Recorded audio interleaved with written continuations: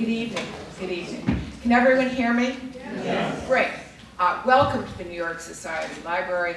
My name is Carol Malone. I'm chair of the Board of Trustees, and it's an enormous pleasure to introduce our two speakers this evening, Suzannah Lessard and Betsy Barlow Rogers, whom we know very well because her husband Ted, who's here tonight, is one of our trustees. Before I begin, could I remind you to turn off your cell phones? And I'd also like to announce that we're selling books outside this room in the Peluso Family Exhibition Gallery. And both Suzannah and Betsy will be signing them if you care to buy them tonight. Ms. Lessard is the best-selling author of The Architect of Desire, Beauty and Danger in the Stanford White Family, a bestseller and a New York Times notable book. Suzannah was a founding editor of the Washington Monthly and a staff writer for the New Yorker for 20 years, commenting on current events and discussing the city and its history. She's a recipient of the Whiting Award, the Lucas Awards, and has received fellowships from the Woodrow Wilson Center for International Scholars and George Washington University. The Washington Monthly, which she helped to found 50 years ago, continues to provide independent and incisive coverage of topical political events.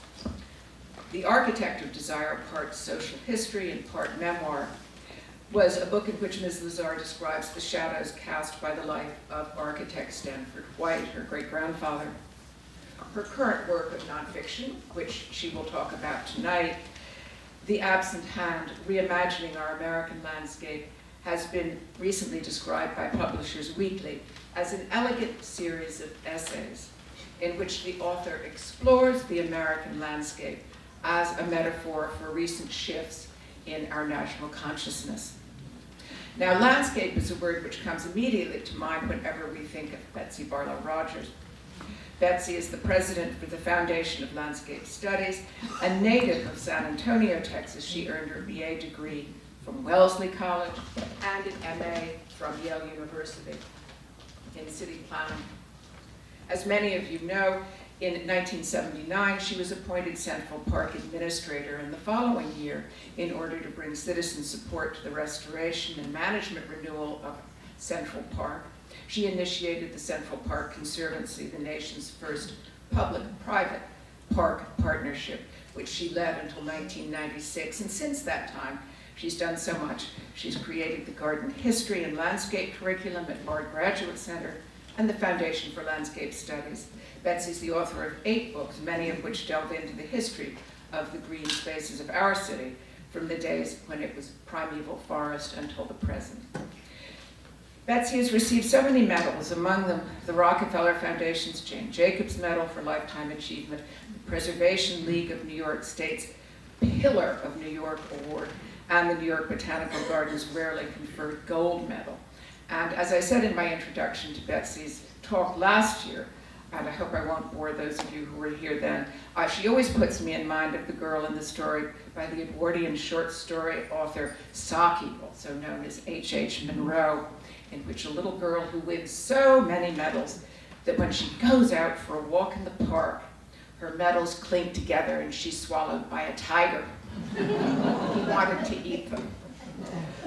As As I mentioned, Betsy is married to Ted Rogers, our library trustee, and we're so grateful to Betsy and to Ted for their support of the library, especially for their support of our City Readers program, in which our 18th century and 19th century original charging ledgers have been put online, and you can read them by going to our website, and you can read which of our founding fathers was taking out what book in what month and what year. And that way you can see if they were reading the same thing at the same time.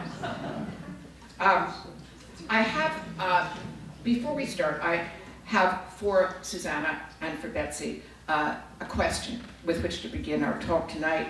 And that question is, how do each of you define landscape?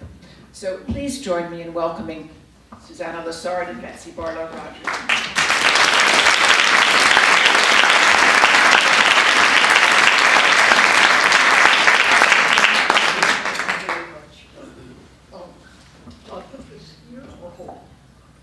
Like a cabaret singer would. Can you hear me? Hold it. Okay. All right. I'm going to start. I think you should hold it. Okay. Because they can't. Very good. All right. That was kind of you to say I received awards. It's really like I wear a badge that says Central Park. People love the park so much, and they're so glad that the park did experience a renaissance and came back from what I call in my recent book, near death. And so when I gave that speech for a medal I got at Notre Dame School of Architecture, a prize, necessarily a monetary gift, which went to the Foundation for Landscape Studies, I gave a speech, and here is how I started it. When we speak of a sense of place, what does this mean? What is it exactly that we sense? How indeed do we sense a place, its nature, its character, its genius, and how can we make sense of that which we perceive with our senses? Are we able to articulate certain inherent attributes of placeness? From these questions spring others. How does geography, topography, climate, vegetation, natural resources confer collective meaning on place? There is something intangible and atmospheric that one can sense in the earth and sky, mountains, plains, oceans, rivers, vegetation. These geographical features are primary determinants of place consciousness. Climate, too, is a principal source of place impression. Its modulation by technological means are minutely local, constituting only small atmospheric modifications within a macro environment that is much grander, less predictable, and more difficult to control, as we well know in this era of climate change. The duration and intensity of summer and winter, the character of vegetation, the levels of precipitation, these environmental gibbets form a vocabulary of seasonality that is a crucial part of our sense of place, which is why the weather is always newsworthy. And here is how I end my talk. And we say that time is another important factor in our understanding of place. We need to recognize that only geographical coordinates persist and that place is eternally mutating. The making and remaking of cities through addition, subtraction, or renovation of buildings, roads, bridges, parks, and other forms of infrastructure is the province of the urban planner, architect, and landscape designer. Unfortunately, the results of indifference to place are all around us. Anywhere is becoming increasingly like everywhere else, an outcome of consumer capitalism in which brand and market are commonly used as verbs. and corporately run fast food operations, hotels, stores, and service businesses create a ubiquitous sameness in which place has become delocalized and is nothing more than what is standard and familiar. I have 3 copies of this, which if anyone wants to read the whole thing. Okay, now, Suki, you have something to say about your concept of place, which is so brilliantly, I say philosophical and cogent in the book. Okay.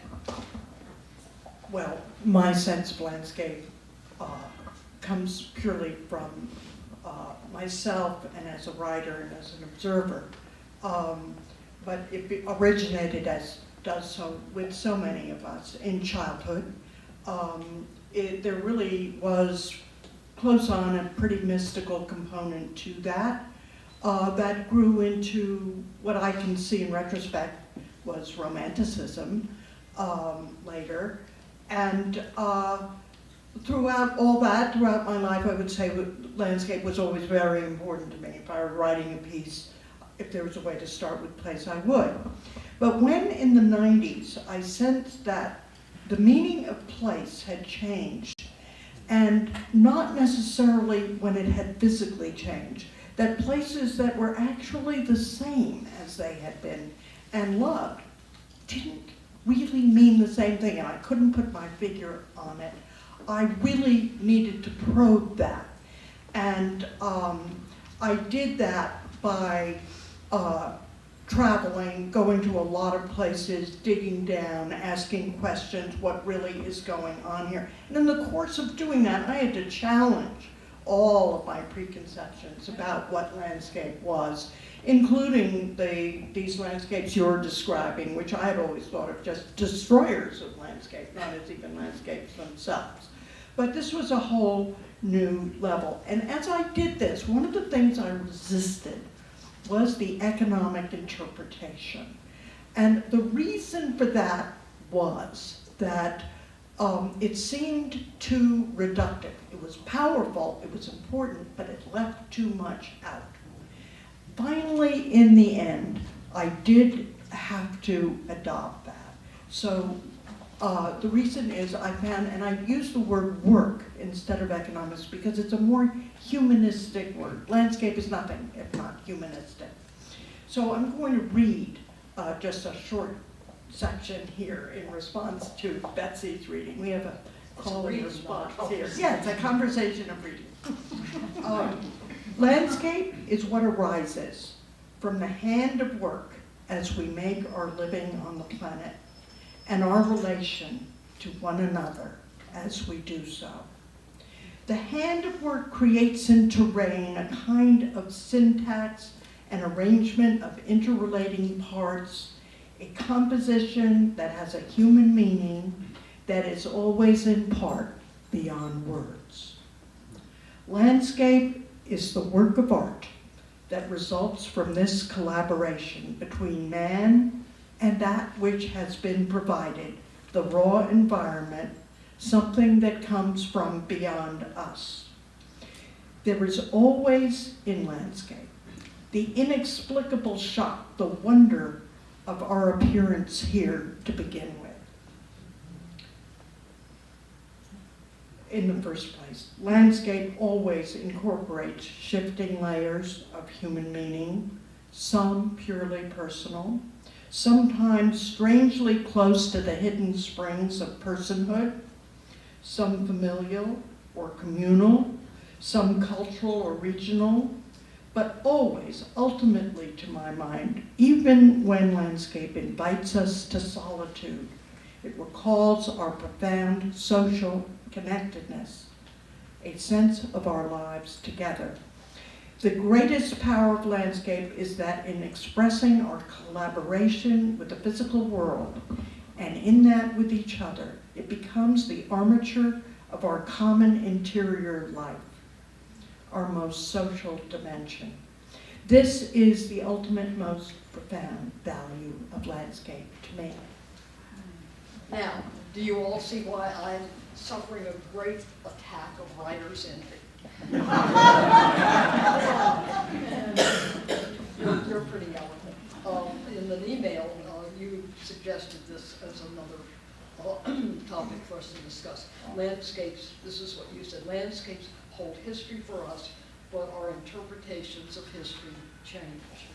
And that brought me to think, because I've just written it, the next letter from the editor of the Foundation for Landscape Studies Journal, Sightlines. This is the last issue. The new issue is coming in. I put 3 copies. And I'll put them out there after, so 3 lucky people will get the last issue. And the new issue is about landscapes, rewriting the narratives of history in the landscape. Today, commemoration in the form of art, architecture, landscape design, and place preservation lies in the balance. Sites with iconic status generate both controversy and fierce protection. These include representations recollecting literary giants, royal personages, political leaders, military heroes, religious figures, and victims of tragedy. Such sites are often interpreted idealistically by their creators and curators for the purpose of inspiring reverence and admiration in those who visit them. On the other hand, some monuments and historic landmarks have come to be reviled as symbols of ethnic and other kinds of discrimination. In either case, a more objective narrative of place demands consideration, debate, and consequent reinterpretation. Now, Suki can tell us about a terrific chapter on Gettysburg. Well, all landscapes that have been around for a while hold historic memory for us. That's one of the things that landscape does very well, and it can hold it way past the time of that history. But as we see, one way of sort of looking at interpretations very clearly is to look at intentionally preserved landscapes and how we deal with those.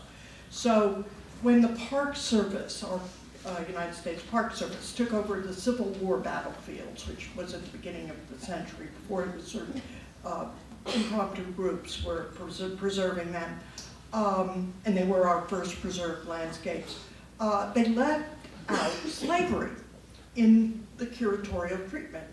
What rangers said, what plaques were, what displays were. They just left it out. It's Civil War battlefields. That's what they did. I'm going to read here a little from the chapter in my book on Gettysburg. The rationale offered in the 1990s, when the policy was finally challenged, was that the mandate of the service was to offer recreation and enjoyment. Maybe some education, but not to upset people. The presentation should be patriotic, pleasurable, suitable for families. You wanted people to be comfortable, to have a good time. That ruled out what is probably still our most disturbing, divisive subject. Curated in this tactful way, the battlefields, like the war overall, became mythical. Gettysburg especially is one of the most popular of our historical sites, a great destination for families. It and other seemingly remembering landscapes so pent up with forgetting over time took on a meaning that seems almost independent of their actual historic significance. Rather than conjuring scenes of horror, in Gettysburg, 50,000 men died. It's equal to our US casualties in Vietnam. It was one of the first instances of industrial warfare, not quaint at all. Much less recalling for us the crack in our national foundation that was slavery. The battlefields somehow became touchstones of the American soul. They, not sites of Native American civilizations or colonial settlements or the Revolution, are the closest we come to a past about which we have mystical feelings. Does not the roll call of our Civil War battlefields, Manassas, Antietam, Bull Run, Chancellorsville, Shiloh, trace directly into our complicated American place love, mixing faith with noble heroism. It's as if the nobility of the cause of ending slavery and the heroism of the sacrifice of life to do that were lifted out of their circumstances and blended into an intoxicating mixture of tragedy and innocence, extracted completely from its historical origins. Then the sites themselves became permeated with that peculiar intoxicating delight. At Gettysburg, it occurred to me that our infatuation with the Civil War has masked an awareness of bottled up pain, a need to know it and face it in all its complications eventually. What else could explain our underlying obsession with this piece of our history? I began to think that for all its obscuring functions, our romance with the war ultimately served a wish to truly meet ourselves when we were ready. Seen that way, the romance of the Civil War is not, after all, an evasive fantasy, but a preservative force that in the most constructive sense is not knowing ourselves as fully as possible the sacred purpose of all kinds of preservation. Is not landscape itself, whether purposefully preserved or merely lasting beyond its time, also ultimately most precious to us, not as an elegiac reminder of the past, but as a mirror of ourselves then and now in all our complicated humanity? If we are not yet hungry for the knowledge a place holds, well then, the place will let us preserve that gift in fantasies until we really need it. I propose this not as a way of urging us to wallow in the evil embedded in our history, but to understand ourselves in our full complexity, to have a knowledge of ourselves that is the equal of the predicaments we have created. This attitude toward the past is inherently forward-looking, is optimistic. It is different from the uncovering of hitherto hidden historical crimes, important as that is. This way of looking back is a first step in making the gift of the past we need now accessible. The fields at Gettysburg are an especially good place to begin to look for it, but the gift is everywhere around us, especially in our older landscapes. Paradoxically, those least changed. Wow. I think that we wanted to say something about city planning, and I'll pick up here in Suki's book. This is what she says. Moses, this is, you know who, Robert Moses. Not the biblical Moses. Robert was an expert politician, but also a trained urban planner whose ideas reflected the planning mindset of the time, one impervious to aesthetics. The spirit of the City Beautiful movement of the late 19th century, which had produced lovely features along Beaux-Arts lines, such as Washington Square Arch, or Olmstedian inspirations like Central Park, was long forgotten as planning became a profession associated with engineering, both structural and social. The efficiency of the automobile was a dominant concern. Separating seedy parts of cities from forward-looking economic development sites was another. It was planners, not politicians, who routed early interstates into the hearts of cities across the nation. But to be fair, you have to remember that from the 19th century onward, homesteads, parks, and the City Beautiful movement notwithstanding, the structure and feeling of people of a humanist inclination deplored the gigantic industrial city as a social horror. Though decline set in fairly early in the 20th century and was accelerating in the 1960s, the idea that cities were vulnerable, precious, and in need of curatorial attention just wasn't current. Get people out into the green country in cars. That was the common sense of planning in Moses's time. Had been for a long time, and indeed was the purpose of parkways. Now I want to say something along those lines. And as it happens, new book. I have, as Carolyn said, the pleasure of talking about this before, but I want to read you just briefly, because I think, of course, that planning in America starts right over there with the creation of Central Park. And I also want to say that it is citizens really who created the park. Government followed, but citizens really began the park's movement.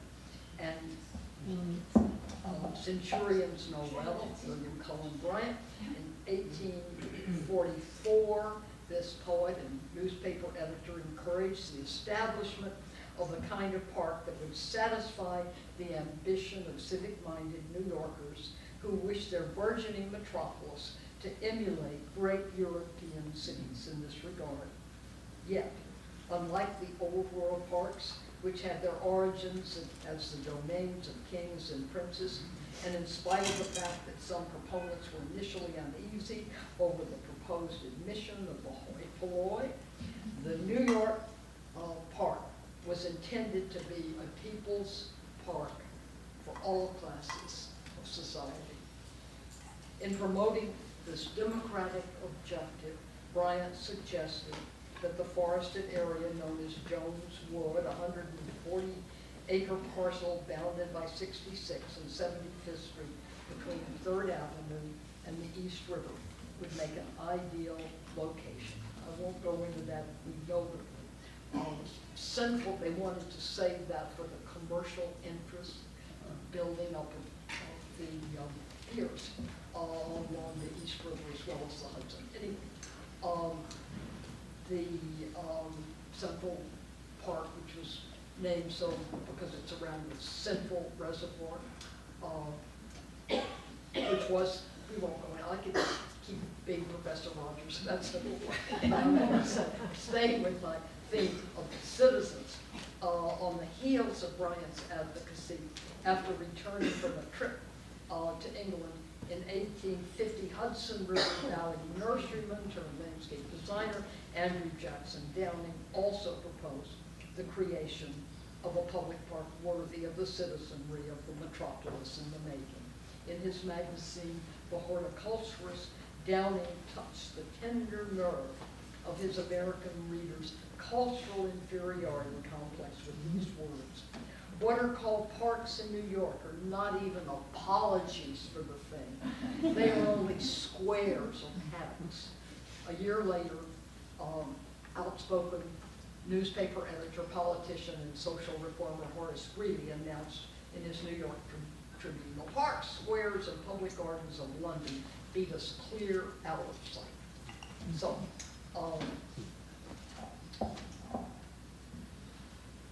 I'm going to read you now the first paragraph of chapter 5. It says here, because I really want you to know how this park came to be. And it was through a design competition, and Calvert Vaux was the partner of Andrew Jackson Downing, who might have designed Central Park had he not died in a steamboat accident and been drowned in the Hudson River. And so Vaux came to New York and he set up his architectural, can you hear me? Not really, no. And he set up his architectural practice here in New York. And he knew that this person, Frederick Law Olmsted, who was a writer, he was not any landscape, they didn't even have the term landscape architect. Vaux and Olmsted invented it only after they had begun to work on Central Park and needed a title for who they were as professionals. So here is Vaux, and the design competition is announced, and he asked this writer, Frederick Law Olmsted, who had traveled in England and written about the great English estates, gardens, and he had traveled in the American South on the eve of the Civil War, and he was writing not as an abolitionist, but as a proponent of the Free Soil Party, that slavery was diseconomical, embedded in those dispatches, which went to the New York Evening Times, and then collected in his books, Slavery in the Seaboard Slave States, Journey to Texas, Journey in the Backcountry, are the most wonderful descriptions of scenery. Fox must have known Olmsted had the eye. And so what led British architect Calvert Vaux to propose collaboration with Olmsted in preparing a submission in the design competition of Central Park in 1850 can only be surmised. His own most important credential was the knowledge of landscape design he'd acquired from Andrew Jackson Downing, when Downing recruited him in 1851 as his architectural collaborator on plans for what were then known as rural villas on grounds he was laying out for the gentry who were purchasing old farms in the Hudson River Valley and converting them into estates. That occupation had ended with Downing's death in 1852, after which Vaux moved to New York with the notion of setting up an independent architectural practice, as I just said. Two important reasons why Vaux may have approached Olmsted were that he lacked Olmsted's social and professional connections and the latter's experience as a well-known writer. Also, in Olmsted's favor was the fact that his new job as on-site superintendent of clearing operations gave him intimate knowledge of the future park's terrain. However, perhaps even more important was what Vaux must have perceived as Olmsted's predisposition for viewing landscape with the eyes of a latter-day romantic, a qualification that may not have seemed as far-fetched then as it might now. You speak about the romantic landscape for sure. Well, actually, you know, I'm interested in our current landscape today, and just of which we really must become stewards at this point because of various elements. But what we see in this story is culture pushing back. We see the hand of work creating the industrial city, and this powerhouse, economic powerhouse that required this enormous size and the grid and huge populations, but was inhumane in so many regards. And then people push back to civilize it. That's what the creation of Central Park is culture pushing back and taming and civilizing the new age. The industrial age was the first time we saw monumental, destructive, creative, but also destructive growth. And therefore, what are you saying? You're not hearing me? It's distorting? It's short. Wait, how's that? Okay, so I'm going to keep going. Tell me if it's doing something horrible. Okay, so they came up. Now, that counter push in landscape, and I always think landscape's about everything. It's not just, that's really what attracted me as a subject. It's certainly about the political situation then and now. But they came up with a profoundly aesthetic form that took care of human needs that are disregarded by the market. And society pushed back in other ways as well, creating all the philanthropic work, museums, libraries, orchestras, culture, all that was protected from the raw energy of the market. And that doesn't create landscape, but that's what we have there. But what we have too that's very interesting to me is this romantic. This landscape is exactly the opposite of what raw industrialism is, with its factories and crowds and tenements and all that. it is the complete opposite, and yet it is determined by that in being the opposite. And that's just the whole industrial age was like that, and the romanticism about the Civil War is similar. We pushed back with romantic things then. I don't think we can now, but I think then it's time to move to now. And, well, move to the new metropolis as it was then. Also, how we continue to deal with that, right? That, over to you. Yeah, she lifts up one of her books. This is my magnum opus. It's called Landscape Design, a Cultural and Architectural History. Here is what I say in this chapter and the section of the chapter, which is called The Exploding Metropolis.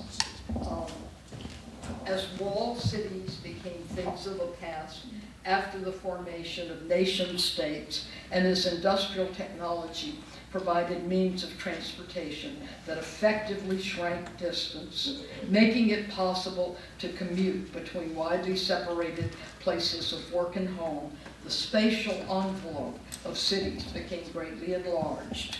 In spite of a lingering Jeffersonian bias in favor of a predominantly agrarian destiny for America, manufacturing and commerce were breeding increasingly large urban populations, and this fostered an unprecedented growth in the size of cities. Public sanitation victories through the kind of engineering technology represented by the New York Croton aqueduct system and other industrial age improvements, such as smooth macadam roadbeds instead of cobblestone paving, made large cities more livable than before. But they still presented many difficulties for their inhabitants, the most notable being deprivation of contact with nature, as the countryside became increasingly distant from the city. Olmsted and Vox felt that a single park's role as a civilizing influence, ameliorating the noise and hectic pace of the metropolis, was still somewhat limited. They envisioned the carriage drives within parks being extended to become parkways. They envisioned extending them to be parkways, tree canopied transportation corridors connected to other parks, the whole forming a new framework superimposed over the grid, a green skeleton guiding the city's expansion. They saw, moreover, that roadway layout necessarily dictated the pattern of urban growth, with residential development of a more elegant nature being spawned by a circulation system that segregated private estates from commercial through traffic. In their grasp of the city as an evolving regional organism, they were the country's first urban planners. Finally, I want to say this about skipping over to the parkways. 200-foot wide landscape boulevards, now lined with handsome residences, remain a much appreciated amenity. If you've been to Buffalo, you've seen the wonderful parkways connecting them. They had the commission to plan Buffalo, Olmsted, and Fox. So you see the parkways there. In 1874, on land contiguous to Delaware Park, Olmsted prepared a plan for Parkside, the city's first residential suburb, which had curving streets lined with trees and large lots for fine homes with landscape grounds.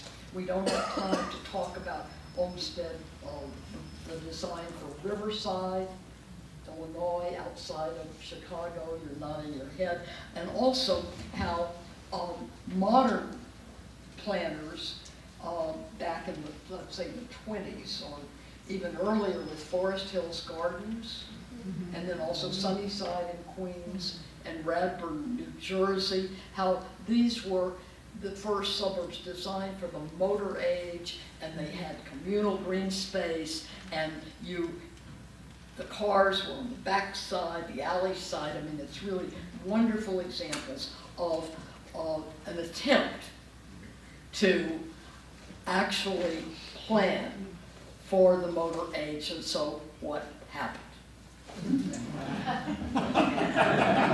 Well, is this, yes. So really, again, that tells us what happened last time. And I think I think Betsy also agrees with this. We are going through a revolution as big as the one from agrarian to industrial, just if not more radical. So what is the new republic? Just sticking with landscape on that very huge subject, what is the new metropolis today? What are we looking at today? And this is what my book is about, like what is happening? What does place mean? It doesn't seem to mean what it once did. And so I just will go back, you know, I sense this as a place lover on Bergen Street in Brooklyn, which I moved to just sort of at the last minute when you could still think you were moving to a place that was as it had long been. It probably, you know, I thought that in the 90s. I hadn't really been to Brooklyn much. You could still be a Manhattanite and not been to Brooklyn much. And I was absolutely charmed by this place. And, but felt there, it was like Invasion of the Body Snatchers or something. It just wasn't what it seemed to be. And it was a serious intimation that sent me out to many, many different places to figure out what the heck is going on, what is this? And I would dig down in Kentucky bluegrass, in inner city Youngstown, in King of Prussia, Pennsylvania. I'd go to diverse places and ask, what is this place really? And this is where, everywhere where I dug down, what I would see and find was the global economy facilitated by electronic communication to find that place. It didn't matter what it looked like. It might look like farmland, it might look like all sorts of different things, or it might look totally new, but it didn't matter. And that was where I really had to knuckle under to the importance of work and came around to seeing the importance of this new generation of technological tools. And this is the thing about them, that where all our tools since time immemorial have extended physical strength, and in that designed landscape, these extended the power of mind. And mind the mind is not a physical thing, and that's, of course, we have brains, but mind work and extending the powers of mind doesn't have physical requirements. It doesn't create landscape. We have bodies, we've got to be somewhere, but it doesn't have this whole accompanying expression and art-making thing that has been with us for time immemorial. And so this is where I shifted and developed my definition, but also where I went into the very contemporary landscape of our time, the placeless kind of landscape that what we call placeless. That's almost cliche at this point that we say that about it, because it's the same wherever you go. In fact, more and more even around the world, wherever you go, it's the same. And so this is what I came to struggle with. And was this just another expansion of the metropolis? It didn't seem so. It didn't seem like you could define it that way, the way they did the last time around, because it's so extremely decentered. In some cases, the city's just the hole in the donut. In other cases, most cases, there really isn't a donut. It's a scattering. It is so disparate. You've got townhouses next to a dairy farm. You've got mirror glass from offices in the woods, and you've got things all over it. The fact is, work can be done anywhere, and it can be done in the old fossils of the previous age, as we well know. It can be done in, as a matter of fact, It can be done in bed or in the hammock. I mean, it just can be done absolutely anywhere. So when people need to build now, because people do have to be somewhere to do something, it doesn't matter what they do. It just can be any old thing, really. And that's what we've got out there. Its incoherence, however, is meaningful. That's what I came around to. Before, I would just try to avoid this, if possible, but the incoherence of that, and I came to call this placeless seeming thing. And it's really profound. Like, studies have been made, for example, people who live in what we call sprawl don't actually usually have a sense of the whole. What they have is a sense of their private routes through it, where they usually go. And I used to say FedEx and UPS were probably the only people who actually had a sort of overview. Now they got the GPS, they don't really even have to have that. And I noticed that when you use GPS, you don't get that. It's perfect for this kind of landscape. Maps don't work very well. So I call it atopia. And atopia is, topia being from topography, being a kind of place that is not place, and or is not place as we have known it, and isn't connected to the old things of topography, geography, and climate change. So I will stop there and pass over to you. Well, I think it's time to pass it on to the audience, because someone may, we could talk all night, and I don't think we could really we sort of tried to have a fierce debate, but we are on the same page, I think, in so many ways. And I just want to say that Suki has done us a great favor by talking about this thing that she calls atopia. So let's see if we have any questions from the audience. Oh, Leonard. Hi, I'd like to ask you, Betsy, you started the Central Park Conservancy. Tell us how that worked in terms of urban improvement.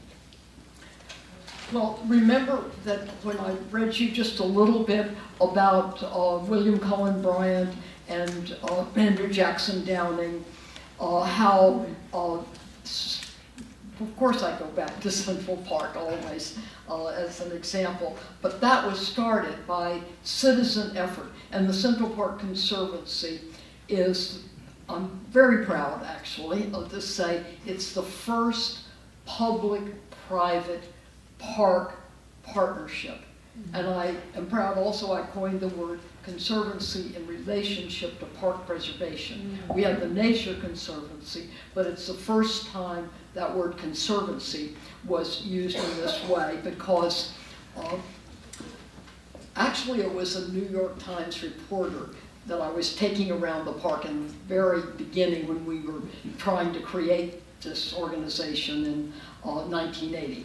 And she said, well, you mean you think of these things, these statues and everything like a museum? And I said, yes, thinking that you have conservatories. We are conserving, Central Park as a great, great work of art. So, as I say, that was the origin, really, of the organization and of the word. And there are now, I don't know, 35, 40 conservancies in other cities throughout the country. Any other questions? Yes. Thanks. Can everybody hear me? You know what we need? We toss the Well, microphone. thank you so much, both of you. It was absolutely fascinating to me, very stimulating. One thing that I was thinking about was, what is the effect of this mass tourism that we have everywhere on the sense of place? It is such a huge, you talk about, the technology, but is New York City full of, global tourists? The same New York City as it was when it was just full of New Yorkers and would-be New Yorkers. I mean, and as Suki knows, I long had a house in a place called Whitby in England, which was a great, very famous site, a ruined abbey on the cliff, and it was is become incredibly famous as the place where Bram Stoker wrote Dracula. So that now poor old St. Hilda, in the beginning of Christianity, has no place beside, the Goths and the Dracula sort of culture. But, you talk about somehow all of this being in the eye of the beholder.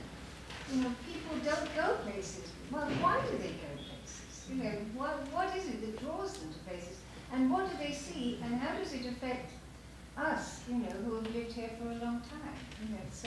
But thank you so much. One of the first things I noticed is with this thing of places not being quite what they seemed was actually a sort of touristic thing where the main fishing village really wasn't a fishing village, but it was maintained as one. Really, it's a real economy, was attracting people to see a main village. It's a much commented on thing, that theme idea. But it is also true that places have become amenities. Like, because they're not important economically, actually, what's there, it's the amenity as tourists, as something to come see. Cities are really amenities now. If they're successful, it's because of the lifestyle. It's because it has a certain atmosphere that people want to come visit. It's not because they're an economic engine. Not true of New York, which is a sort of engine of global capitalism. It really does have an engine inside itself. But I think that's profound, and I think it's also very hard to travel now for the same reason, and feel that that you've seen something. It's hard to travel. I don't know why that is.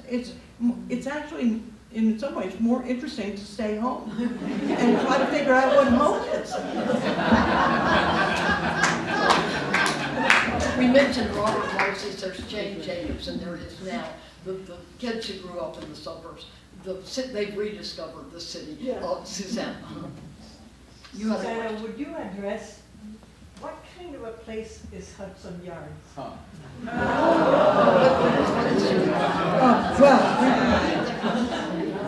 she's asking what kind of a place is Hudson Yards? Oh.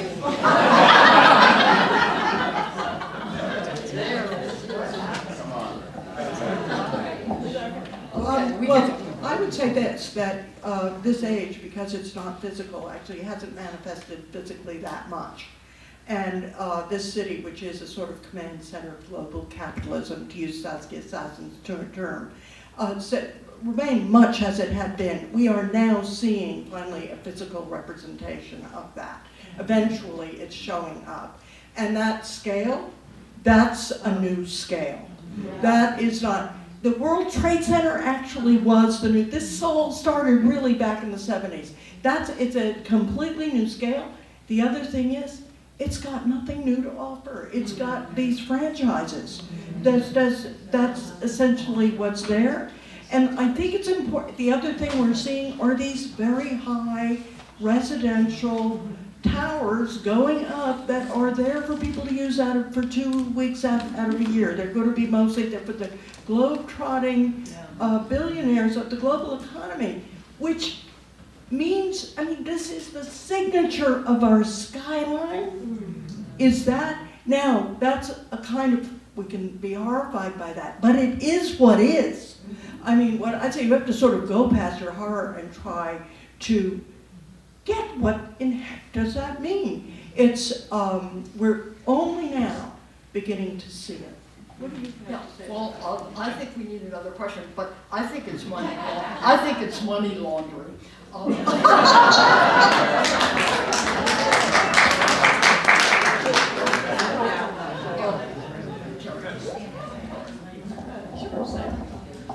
I live in Barcelona, where we're trying to forbid tourists, one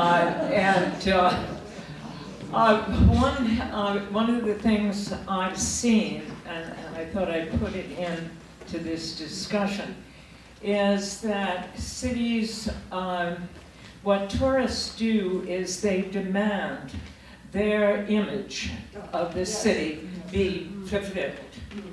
Now, we do not have indigenous paella in Barcelona, but we now have it. We do not have flamenco. Flamenco is not a product of Barcelona. We now have really bad flamenco. And I'm just putting this information into the argument. Yes, back there. Oh, sorry. Whose hand was up? Leah. Oh, okay, go. Yeah, I just wanted to ask, hi, about the, going back to the romantic idea of ruin and how that occurs in the landscape. Can you address contemporary ruin, like deserted shopping malls, giant waste sites, and how the contemporary ruin site affects the Atopia? Affect what? Yeah, this concept of Atopia. Repeat Oh. the question. Oh.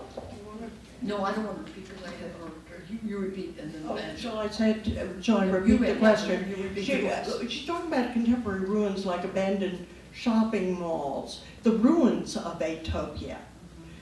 It's a really fascinating idea. I found when I was doing this that it's so slippery. Atopia is so slippery. It's so hard to figure out where you are, even see it. It's hard to write about. I am really good at writing about place. Try to write about inside of a shopping mall. It's really hard. You can't get it. If I get a deserted shopping mall, I got something I can write about. So in a certain way, it's where it breaks open in those desolate kinds of places that I can get a hold of it better. I had to get places where there was some history and layering of landscapes before I could really write about it. You go to what's called edge cities, these sort of things like La Défense is actually that, these collections of business, corporate business, international business out in the middle of nowhere. And first of all, you can't find them. They're really far apart. They aren't really a place. You can't even find a perspective on it, like to begin to say, what is this? So the abandonment, while representing the terrible wastefulness of growth and this endless outward movement leaving behind infrastructure that we're not using, is a problem of our way of growth. And Oregon, for example, put urban growth boundaries around, asked all municipalities to have urban growth boundaries. 20 years, didn't say where it had to be, but you had to do it. Portland hasn't had a new mall built outside that boundary since for 25 years or something. So there actually is a very simple solution to that. Yeah, and you got hungry when you were in the mall and you had to I did. have some ice cream and sit by the nice fountain with some landscaping around. I mean, you do okay. Over there, then we're going to have to stop. Yeah. You. And speak up really loud. This is not a huge... We need a microphone over I there. can speak up very loudly. Okay. I'm related to Suki, so I can speak loudly. I'm wondering, this is a fairly basic question, what was the place that surprised you the most, where you felt a very visceral connection and you had not expected to feel any connection in your landscape? Yes, I do actually have an answer to that. Okay. The question is, what place, tell me if I got it right, what place did I unexpectedly find a visual connection? Is that A right? visceral connection of place to a place you may not have any connection to or memory of. To unexpectedly, that's the good thing about the question. Yeah. Well, actually, the part that comes to mind, it was in a wrecked slave cabin in Louisiana.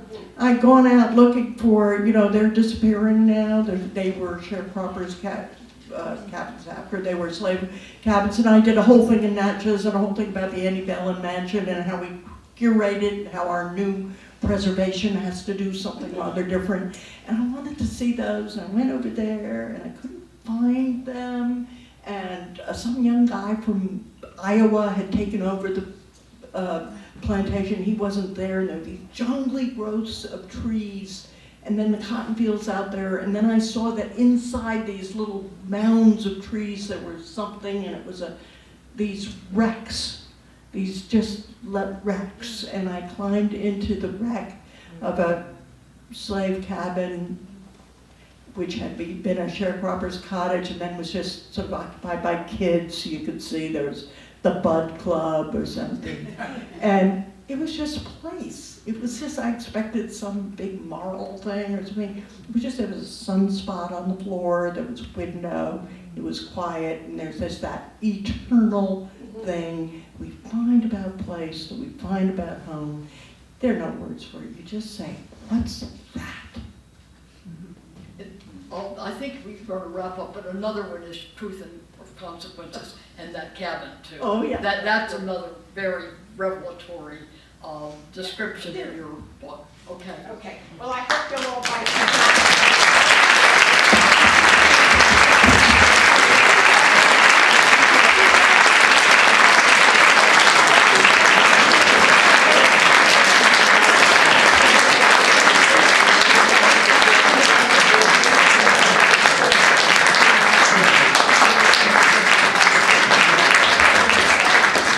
Selling books outside. Thank